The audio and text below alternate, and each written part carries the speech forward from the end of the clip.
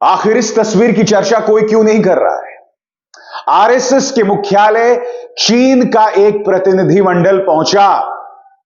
यहां पर वो आरएसएस के स्मृति मंदिर पहुंचे। आरएसएस का एक अधिकारी चीन के राजनयिकों को आरएसएस के मुख्यालय में घुमा रहा है। न सिर्फ यहां पर घुमाया जा रहा है, बल्कि उन्हें वर्धा भी ले जाया जा रहा है।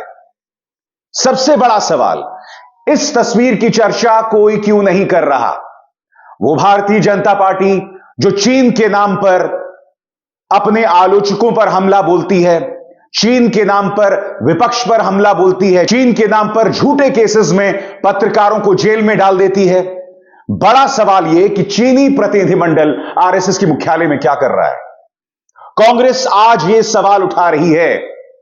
यह खबर अपने आप में बहुत बड़ी है। दिसंबर में इस तरह से नहीं ले जाया जाता। मैं आपको बतलाना चाहता हूं इस मुद्दे पर दरअसल न्यूज 24 कह क्या रहा है, और इसके अलावा टाइम्स ऑफ इंडिया में बाकायदा पूरे विस्तार के साथ यह बतलाया गया है कि इन मुलाकातों में क्या कुछ हुआ। आपकी स्क्रीन पर न्यूज 24 की खबर। चीन का एक दल पूर्व आरएसएस प्रमुख केशव बलिराम हेडगेवार के स्मृति मंदिर पहुंचा। वहां पहुंचकर दल ने आरएसएस के कामकाज को समझा। मैं समझना चाहता हूं कि आरएसएस जो है वो आखिर क्यों अपना कामकाज समझवा रही है चीन के एक प्रतिनिधिमंडल से? क्या वजह है? आरएसएस का आखिर क्या वजूद है? आरएसएस और चाइना के राजनयिकों में ऐसा क्या वैचारिक नाता है जिसके चलते वो आरएसएस के मुख्यालय पहुंच रहे हैं? और जैसे मैंने बताया, सिर्फ आरएसएस के मुख्यालय नहीं पहुंच रहे हैं, वर्धा भी जा रहे हैं, एक विश्वविद्यालय में। वहां पर भी एक कॉलेज में, एक यूनिवर्सिटी में किस तरह से काम हो रहा है उसे समझा जा रहा है चीन के प्रतिनिधिमंडल द्वारा। मैं आपको बताना चाहता हूं, यह आपके सामने टाइम्स ऑफ इंडिया की report. Group of Chinese diplomats visited RSS Smriti Mandir in दिसंबर। मैं आपसे सवाल पूछना चाहता हूं कि जिस चीन ने हमारे 21 जवानों को शहीद कर दिया था गालवान घाटी में, आखिर उस चीन के साथ मोदी सरकार की नजदीकियां क्यों बढ़ रही हैं? और सिर्फ यह एक मिसाल नहीं है। सबसे पहले मैं आपको बतलाना चाहूंगा कि गालवान घाटी में हमारे 21 जवानों के शहीद होने के बाद यह पहली बार है जब चीन का कोई प्रतिनिधिमंडल आरएसएस के मुख्यालय पहुंचा है। यही नहीं, चीन का एक प्रतिनिधिमंडल मुंबई और दिल्ली से वर्धा भी गया। वर्धा क्यों गया?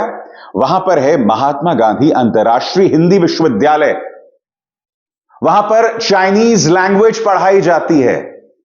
अब वर्धा में इस विश्वविद्यालय में किस तरह से कामकाज हो रहा है उसकी परख करने के लिए ये लोग पहुंचे। अब आप में से कह सकते हैं, भाई देशों के बीच इस तरह का आदान प्रदान होता है, व्यावहारिक चीजें हैं। बड़ा सवाल यह कि अगर राहुल गांधी चीनी राजनयिकों से मिलते हैं तो उसको लेकर भारतीय जनता पार्टी हर तरफ चलाती है कि ये देखो देशद्रोही, देशद्रोही, देशद्रोही। तुमने मेरे खिलाफ, तुम्हारे कायर मीडिया ने मेरे खिलाफ झूठा प्रचार चलाया, लगातार झूठा प्रचार चलाया। तुम्हारे इनकम टैक्स से लेकर, ईडी से लेकर एंटी टेरर सेल ने मेरे हर पहलू की जांच परख कर ली। बावजूद उसके तुम चीन को लेकर मेरे खिलाफ झूठा प्रचार चलाते हो। बड़ा सवाल यह कि आज की तारीख में कोई भी मोदी सरकार का छोट भैया नेता, कोई भी मंत्री यह आकर आपको नहीं बतलाएगा कि आखिर आरएसएस के मुख्यालय में चीन राजनयिक क्या कर रहे थे। मगर हां, अपने प्रचार तंत्र के जरिए, अपनी एजेंसीज के जरिए, अपनी ताकत के जरिए जो आपसे सवाल करते हैं, आप उन पर अनर्गल केसेस लगाकर उन्हें जेल में डाल देते हैं, उन्हें बदनाम करते हैं। आखिर क्यों? मैं समझना चाहता हूं। बात यहां रुक जाती दोस्तों तो काफी थी। अब मैं आपको कुछ और चीजें बताना चाहता हूं। यह अपने आप में बहुत शॉकिंग है। पत्रकार सुशांत सिंह ने क्या कहा है, इस पर गौर कीजिएगा। अंग्रेजी में मैं पढ़ रहा हूं, फिर मैं इसका हिंदी में अनुवाद करूंगा। First, the Modi government did it for companies under the PLI scheme. Now a cabinet note for non-PLI companies too, and no university qualifications bar too.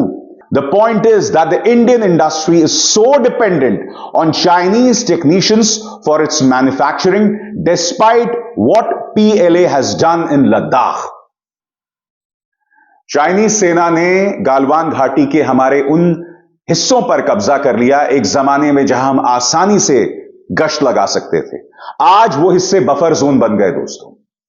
मगर इस खबर के मुताबिक क्या हो रहा है? Government weighs easing visas for Chinese professionals. भारतीय उद्योग जगत को चाइनीज टेक्नीशियंस की जरूरत है, लिहाजा मोदी सरकार वीजा के मानदंडों को अब चाइना के लिए हल्का करने वाला है, आसान करने वाला है।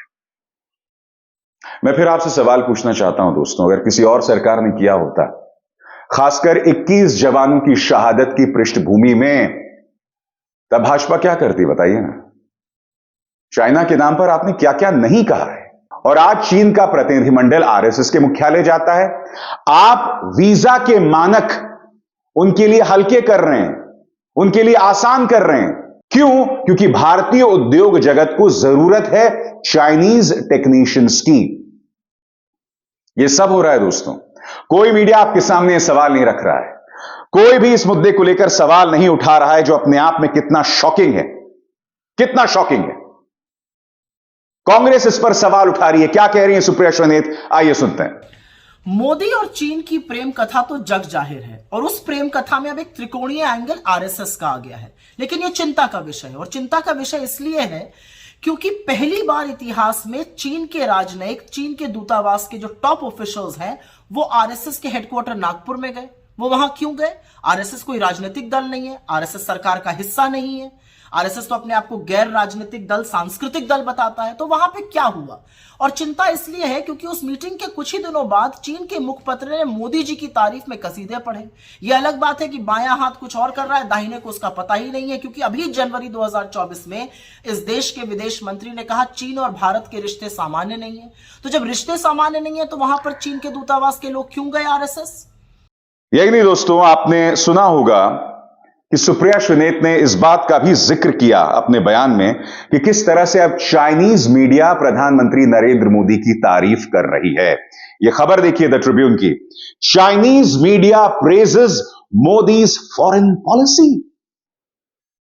अब चाइनीज सरकार का जो पिछलग्गू मीडिया है, उनका जो ऑफिशियल मीडिया है, वो प्रधानमंत्री नरेंद्र मोदी की विदेश नीति की तारीफ कर रहा है। मैं फिर आपसे सवाल पूछना चाहता हूं दोस्तों, आप जब भाजपा के प्रचार में बहकर, उससे ब्रेन वॉश होकर दूसरों को चाइनीज प्रोपेगेंडिस्ट, चाइनीज दलाल बताते हैं, तो इन तमाम नीतियों के बारे में आपका क्या कहना है? आरएसएस के मुख्यालय चाइनीज प्रतिनिधिमंडल पहुंच रहा है। चाइनीज नागरिकों के लिए हमने, चाइनीज टेक्नीशियंस के लिए हमने अपने वीजा नियम जो है वो आसान कर दिए। प्रधानमंत्री नरेंद्र मोदी की विदेश नीति की तारीफ चाइनीज मीडिया कर रहा है। और सबसे बड़ी बात, और ये देशद्रोह से कम नहीं है, मेरे शब्द नहीं है, ये भाजपा के शब्द हैं। हमारे विदेश मंत्री ने एक इंटरव्यू में यह तक कह डाला था कि हम चीन से कैसे मुकाबला करेंगे, वो तो एक बहुत बड़ी अर्थव्यवस्था है। याद है कि आप भूल गए?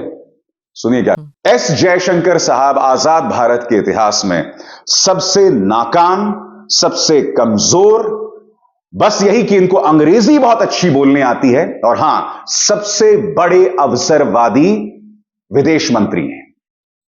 क्योंकि जब यूपीए की सरकार थी तो इन्हें खूब मलाईदार पोस्टिंग मिली, खूब मलाईदार पोस्टिंग मिली। और उसके बाद जब मोदी सरकार आई तो उन्होंने पलटी मार ली, पलटी मार ली। और अब पलटी मारकर ये मोदी सरकार के गुणगान गाते हैं। वो तो गाना ही पड़ेगा भैया, आप मंत्री तो गाना ही पड़ेगा। मगर सबसे बड़ी बात, आए दिन कांग्रेस को गाली देते रहते हैं। मगर यहां पर आपने सुना ये व्यक्ति ये कह रहा है कि भाई चीन से हम कैसे मुकाबला करेंगे। कल्पना कीजिए दोस्तों, विपक्ष का कोई नेता इस तरह से बात कह देता।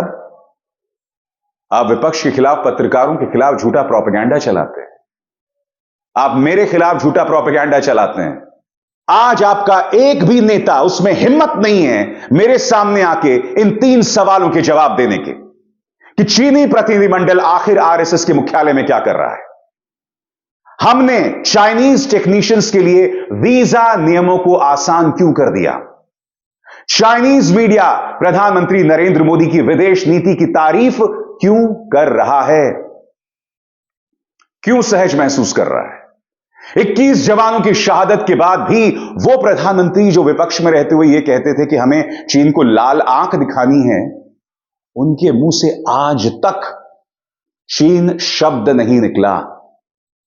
मगर हां, चीन का झुनझुना उठाकर आप लोगों पर हमला बोलते हैं, उनके खिलाफ दुष्प्रचार चलाते हैं, उनके खिलाफ भीड़ खड़ी करते हैं। अरे मैंने तो तुम्हारी एजेंसीज के सभी सवालों का जवाब दिया, एक एक सवाल का जवाब दिया। मेरे साथ सच है, सत्य है, और उस आधार पर सवाल करता हूं, डंके की चोट पर सवाल करता हूं। मेरे पास क्या नहीं है मैं बताता हूं। मेरे पास तुम्हारे प्रचार तंत्र की ताकत नहीं है, मेरे पास वो भीड़ नहीं है। तुम मेरे खिलाफ एक भीड़ खड़ी कर रहे हो बार बार झूठ बोलकर, मगर तुम उन सवालों के जवाब नहीं देते जो मैं बार बार अपने मन से पूछता रहा हूं।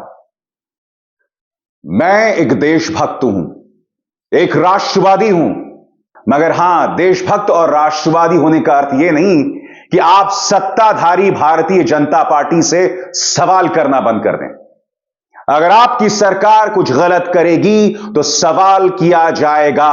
2014 से पहले यही मीडिया के मायने हुआ करते थे, पत्रकारिता के मायने होते थे। सिर्फ इसलिए कि सत्तारूढ़ भारतीय जनता पार्टी को सवाल नहीं पसंद है, इसका मतलब यह नहीं कि मैं सवाल पूछना बंद कर दूंगा। बेशक तुम मेरे खिलाफ भीड़ खड़ी करते रहो, बेशक तुम मेरे खिलाफ झूठे प्रचार करते रहो, मैं सवाल करना बंद नहीं करूंगा। और आज जो मैंने सवाल किए हैं वो अपने आप में बहुत जरूरी सवाल हैं, जिनका जवाब भाजपा को सामने आकर देना चाहिए। अभिसार शर्मा को दीजिए इजाजत। नमस्कार।